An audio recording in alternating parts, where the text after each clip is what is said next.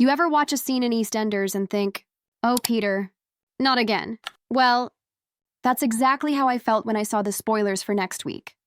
Peter Beale's love life is heading straight for chaos.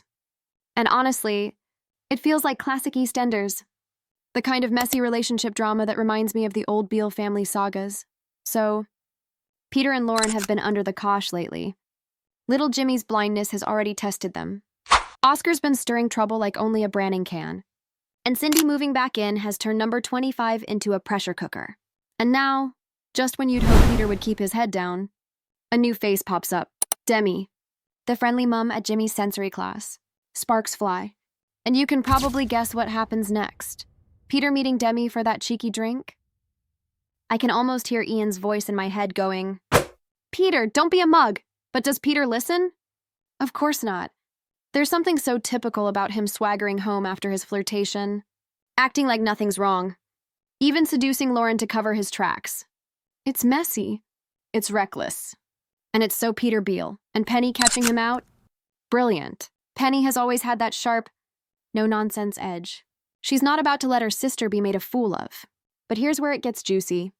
Lauren doesn't even blow up when she finds Demi's message. She's calm, too calm. That moment gave me chills. You'd expect fireworks, but instead, she's bored. And bored can be more dangerous than angry. It makes you wonder, is Lauren already halfway out the door emotionally?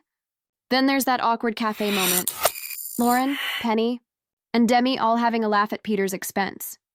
Imagine walking in on that. I'd want the ground to swallow me whole. It's these little humiliations that EastEnders does so well. And Lauren telling Peter she wants some excitement? That's a line that could set off a chain of big decisions.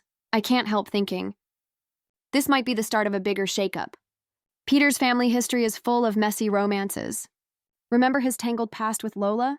Or that whole business with Lauren years ago? It wouldn't be EastEnders. If the Beales didn't self-destruct at least once a year, could Lauren's indifference push Peter to do something drastic? Maybe even leave Walford for a bit. Or, and here's a thought, could Demi stick around long enough to stir up more trouble between Peter and Lauren? I'd actually love to see Demi become a proper character. The show hasn't had a good slow burn temptation storyline in ages. And then there's Cindy, quietly fanning the flames just by existing under the same roof.